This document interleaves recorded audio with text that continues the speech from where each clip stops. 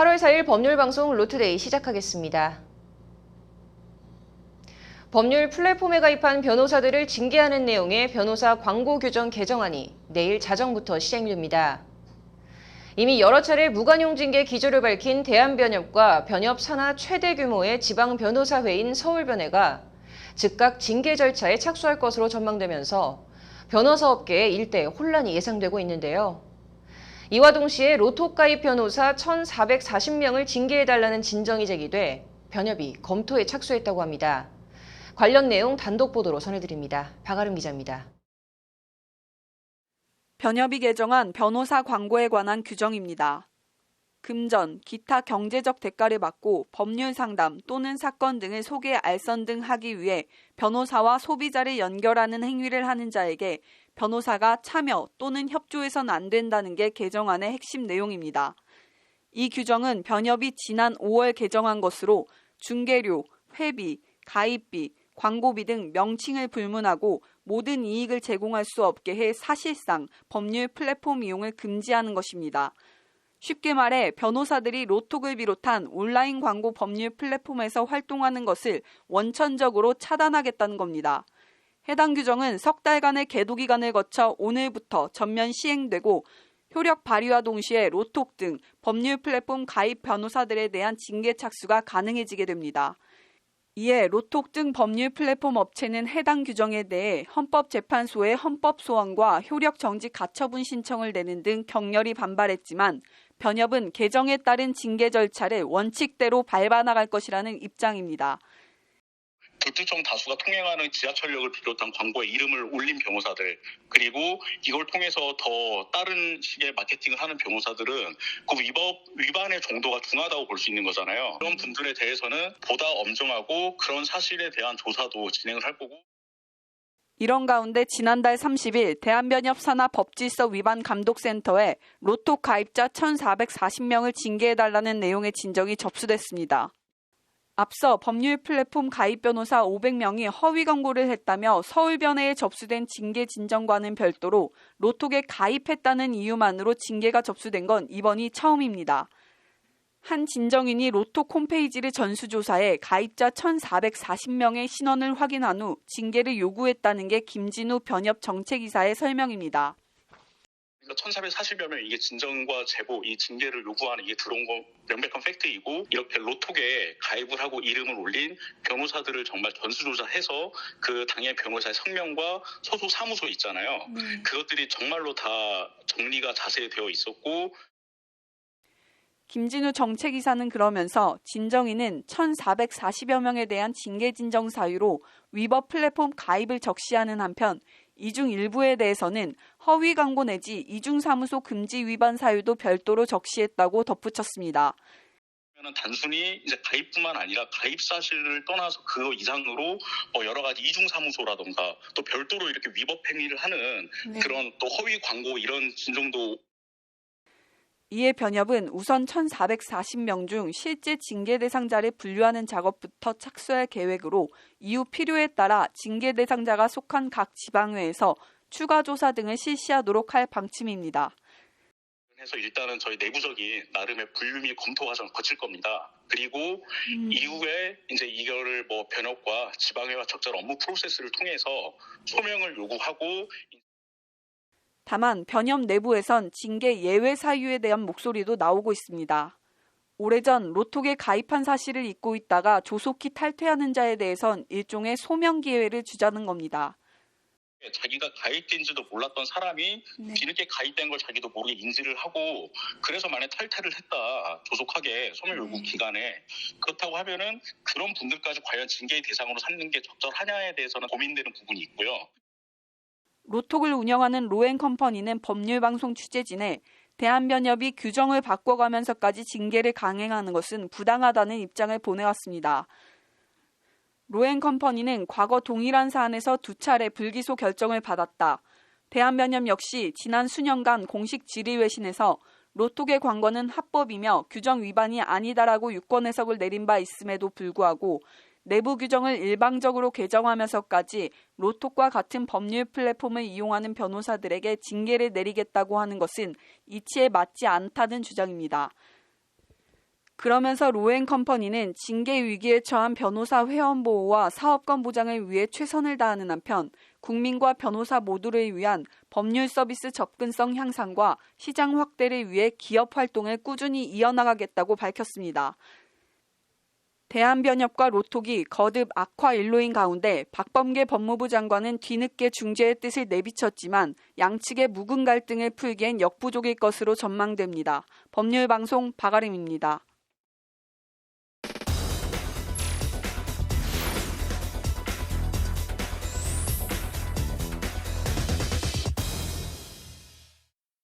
네, 앞서 대한변협에 로또 가입 변호사 1,400여 명에 대한 징계 진정이 접수됐다라는 소식 전해드렸는데요. 이런 가운데 박범계 법무부 장관은 오늘 출근길에 취재진에게 변협이 로톡 변호사 징계 안 했으면 좋겠다라는 취지의 입장을 밝혔습니다.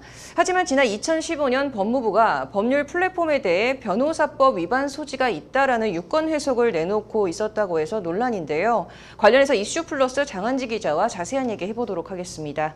네, 장 기자, 먼저 박 장관의 오늘 발언부터 좀 정리해 주시죠. 네, 박 장관은 변협에서 징계가 내려진다면 법무부에서 어떤 조치를 취할 거냐라는 취재진의 질문에 대한변협에서 곧바로 징계 절차가 이루어질 거라고 보진 않는다라면서 가능한 그러지 않았으면 좋겠다는 말씀을 분명히 드린다고 말하면서 구체적인 답변은 피했습니다. 이어서 아직 시간이 있기 때문에 면밀히 보고 있다고도 덧붙였는데요. 기존 박 장관은 로톡에 대해서 강경한 노조로 합법적 플랫폼이다라는 입장을 이제 수차례 공개 발언한 바 있는데 이제 재검토 정도로 방향을 선회한 것으로 보이는 대목입니다. 네, 그런데 법무부에서 지난 2015년에 변호사법 위반 소지가 있다라는 이 유권 해석을 내놓았다고 하던데 이거는 또 무슨 말입니까? 네, 한 민원인 A씨가 최근 변협 내부기구인 법질서 위반 감독센터에 이제 제보를 하나 했습니다. 제보 내용을 한번 살펴보시겠습니다. A씨는 현재 로톡의 영업 방식을 2015년도에 제가 한번 해볼 생각에 법무부에 질의를 했으나 이제 법무부에서는 불가능하다라는 식의 답변을 해서 사업을 진행하지 않았다라면서 그러다 로톡이란 사이트를 알게 됐고 현재의 상황을 보고 많은 후회가 된다고 밝혔습니다. 이어 법무부에서 대법원 판례 운운하며 제게 겁을 주지만 않았어도 저 또한 이 사업을 하고 있었다라면서 법무부의 말을 듣고 사업을 접은 저는 바보가 됐고 그렇지 않은 사람은 승승장구하며 법무부는 현재 로톡의 편을 들고 있다고 말했습니다. 그러면서 왜 제겐 안 된다는 식으로 답변을 했을까요? 라고 반문했습니다. 네, 지금 말씀해 주신 이 제보자 워딩에 따르면 법무부가 대법원 판례를 운운하면서 겁을 줬다라고 했는데 법무부가 그 2015년 당시에 뭐라고 한 건가요? 네, 법률방송이 입수한 당시 법무부 답변을 좀 보겠습니다. 네. 법무부는 먼저 귀하의 민원은 법률 서비스 중개 사이트 개설 후 회원가입비 징수 또는 미징수 시 운영 가능성에 대한 문제로 이해됩니다라고 일단 말했습니다. 현재 로톡 등 법률 플랫폼의 형태를 묘사해 놓은 듯한데요. 법무부는 회원가입비를 받는 경우와 받지 않는 경우 이렇게 크게 두 가지로 나눴습니다. 회원가입비를 받는 경우에는 변호사법 위반의 여지가 있다는 것이 법무부의 답변이었습니다. 법무부는 변호사법 제109조와 변호사법 제34조, 제1항, 제5항 등을 언급하면서 법률 서비스 중개 사이트 운영자가 회원가입비를 받는다면 그 자체가 사실상 소개, 알선, 유인의 대가 또는 변호사가 아니면 할 수 없는 업무를 통한 이익으로 볼 수 있어서 변호사법 위반의 여지가 있다고 설명했습니다. 네, 현재 법률 플랫폼에 유료 회원 제도가 있긴 하지만 회원 가입비를 받지 않는 경우에 대해서는 또 뭐라고 하던가요? 네, 회원가입비를 받지 않는 경우에 대한 부분에서는 A씨가 겁을 먹었다던 대법원 판례가 등장합니다. 법무부는 대법원 2000년 6월 15일 선고 전원 합의체 판결을 언급하면서 알선이란 법률 사건의 당사자와 그 사건에 관해 대리 등의 법률 사무를 취급하는 상대방 사이에서 양자 간의 법률 사건이나 법률 사무에 관한 위임 계약 등의 체결을 중개하거나 그 편의를 도모하는 행위라고 판시하고 있다고 일단 전제했습니다. 그러면서 법률 서비스 중개 사이트는 의뢰인과 변호사 간 위임 계약 체결의 중개 또는 그 편의의 도모를 목적으로 개설된 것으로 볼 수 있으므로 변호사가 이러한 사이트를 이용하는 경우에는 사건의 알선을 업으로 하는 자를 이용하는 것에 해당해서 변호사 윤리장전 위반 여지가 있다고 설명했습니다. 그러니까 이제 이전에는 변호사법 위반 소지가 있었지만 현재는 아니다라는 취지 같은데 관련해서 지금 법무부 입장은 나온 게 있나요? 네, 법률 플랫폼과 관련해서 법무부에서 변호사법 위반 소지가 있다고 이제 2015년에 유권 해석을 내놓은 것에 대해서 어떻게 생각하시는지를 이제 법무부에 물었는데요. 아직 답변은 기다리고 있는 상황입니다. 네, 법무부가 향후 어떤 태도를 취하는지에 따라서 어떤 미칠 영향 이런 건 뭐가 있을까요? 네, 결국 법조계 일각에서는 법무부가 강대강의 맞대응을 펼칠 가능성을 배제할 수 없다는 얘기가 나오고 있습니다. 네. 법무부가 갖고 있는 카드가 있는데요. 이제 징계 처분을 받은 변호사가 법무부 변호사 징계위원회에 이의를 신청할 경우에 이를 재검토할 수가 있습니다. 그리고 또 변협 내부 규정에 대해서 직권 취소를 할 수 있다는 건데요. 관련해서 이제 법무부 관계자는 법무부는 변호사법에 따라 대한변협의 총회 결의가 법령이나 회칙에 위반된다고 인정하면 이를 취소할 권한이 있다고 설명했습니다. 하지만 대한변협 한 내부 관계자는 윤리장전은 총회 결의라 취소한다고 해도 광고 규정에 대해서는 법무부가 취소 권한이 없다고 말했습니다. 대한변협의 태도는 완강한 듯 보이는데요. 변협 정책이사의 설명을 들어보시죠. 외부에서 장관이든 아니면 다른 정치인이든 뭐 개개인의 이렇게 발언하고 그런 것들은 이제 그냥 나름의 세상의 일부니까 뭐 그런 것들은 필요하면은 뭐 경청을 할 수 있겠지만 그건 말 그대로 그런 외부의 영역의 문제이고 내부 저희 규정과 규범 더 나아가서 법령을 위반한 것에 대해서는 오히려 이렇게 외부의 어떤 그런 외부적 요인에 흔들리거나 그런 걸 영향을 받는 게 부적절하다 생각을 하고요. 그런 것들에 좌우되지 않고 크게 의식하지 않고 법과 원칙에 따라 절차를 진행하고 정책을 집행할 거다. 네, 이 박 장관 출근길 발언만 들으면 중재보다는 변협 감독 등에 좀 더 무게를 두고 있다는 것으로 좀 들리는데요. 소신 발언을 했다고 볼 수도 있지만 법조계에서는 또 비판의 목소리도 나온다고요? 네, 그렇습니다. 이게 변호사법 위반인지 아닌지 수사 중인 사안에 대해서 사실상 수사 방향을 제시한 것 아니냐 이런 비판입니다. 신인규 청년 변호사의 말을 들어보시죠. 자본의 종속이 되는 변호사, 저는 생각만 해도 끔찍하거든요. 그럼 그 유전무죄, 무전유죄를 우리가 피할 수 있겠습니까, 그러면? 자본에 종속된 변호사는 상당히 두려운 겁니다. 수사를 지금 시작을 하고 있는 상황인데 사실 법무부 장관은 수사를 직접 하는 기관이 아니거든요. 수사의 가이드라인을 이미 제시한 거죠, 사실상. 그럼 누가 또 그 수사 결과를 믿을 수 있겠습니까? 그러니까 장관으로서 굉장히 처신이 저는 부적절했다라고.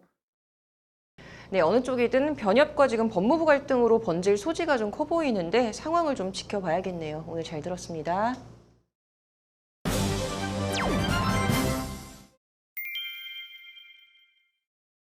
최순영 전 신동아그룹 회장의 부인과 자녀들이 지난 3월 압류된 미술품들과 관련해 소유권을 주장하며 가족 소송에 나섰습니다. 오늘 서울시에 따르면 최 전 회장의 부인 이형자 씨와 두 자녀는 올해 4월 13일 서울중앙지법에 최순영 전 회장을 상대로 소송을 냈습니다. 지난 2001년 서울시가 체납세금 징수 전담 조직을 신설한 이래 압류 재산에 대해 소유권 확인 소송을 제기한 사례는 이번이 처음으로 지난 3월 3일 시가 최 전 회장 자택에서 압류한 미술품 등은 최 전 회장과 공동 소유가 아닌 본인들 재산이라는 게 이들의 주장입니다.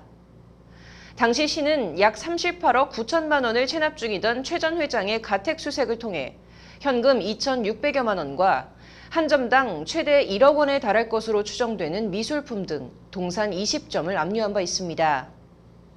이번 소송에서 최 전 회장이 적극적으로 대응하지 않아 패소하게 되면 시는 압류했던 미술품들을 가족에게 돌려줘야 하는데 이는 압류 미술품이 체납 당사자인 최 전 회장이 아닌 그 가족의 소유가 되기 때문입니다.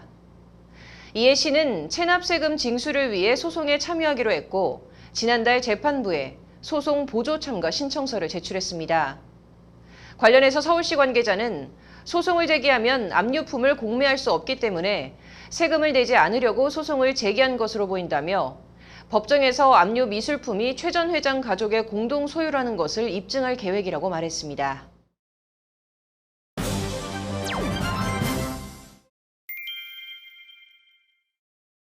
지난달 경북 문경에서 사냥개 6마리가 산책하던 모녀를 공격해 크게 다치게 한 사건이 있었습니다. 결국 견주는 중과실치상 혐의로 구속됐는데요. 이렇게 개물림 사고를 비롯한 반려동물 관련 사건 사고가 최근 급증하면서 관련 분쟁도 덩달아 많아지고 있다고 합니다. 오늘 법률구조공단 사용설명서에선 맹견을 피하려다 차량과 충돌한 사고에 대해 얘기해 보겠습니다. 지난 2017년 4월 경남 김해에서 일어난 일입니다. 50대 여성 A씨는 오후 7시 30분경 회사 일을 마치고 자전거를 타고 귀가하고 있었습니다. A씨는 한 화물차 영업소를 지나가고 있던 중 목줄이 풀려있던 중형견이 달려들었고 A씨는 개를 피하려다 사고를 당하고 말았습니다. 개는 맹렬하게 짖어대며 A씨를 뒤쫓아왔고 두려움을 느낀 A씨는 개를 피하려다 도로 갓길에 불법 주차된 트럭의 뒷바퀴에 부딪힌 겁니다. 이 사고로 A씨는 전치 5주에 달하는 손가락 골절 등의 상해를 입었고 손가락이 끝까지 구부러지지 않는 영구적인 후유 장애까지 얻게 됐습니다. 개 주인은 화물차 영업소를 운영하던 B씨라는 걸 알게 된 A씨는 B씨와 불법 주차 차량 보험사를 상대로 손해배상을 요구했지만 거절당하자 법률구조공단에 법률구조를 요청했습니다. 애초 A씨는 3,200만 원의 손해배상을 요구했으나 공단 측은 신체 감정을 통해 A씨의 손가락 골절이 영구적인 후유 장애임을 확인하고 6천만 원으로 배상금을 올려 소송을 제기했습니다. 일단 공단 측은 사고 당시 상황에 비춰 A씨에게 어떠한 과실이 없다고 주장한 반면 B씨와 보험사 측은 A씨가 자전거를 운행하면서 충분한 주의를 기울이지 않아 사고가 발생했다며 손해배상 책임을 제한해야 한다고 맞섰습니다. 그러나 법원은 견주와 불법 주차된 트럭 운전자의 과실을 인정하고 원고 A씨의 손을 들어줬습니다.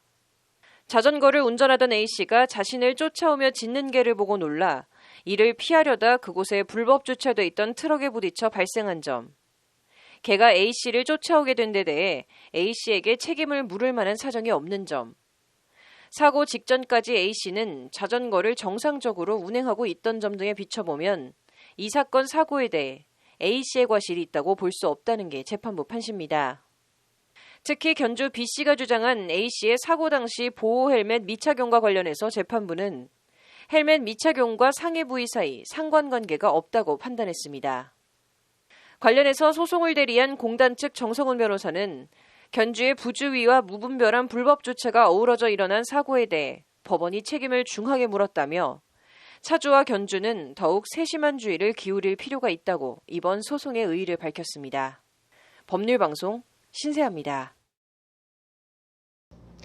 오늘 준비한 소식은 여기까지입니다. 시청해주신 여러분 고맙습니다.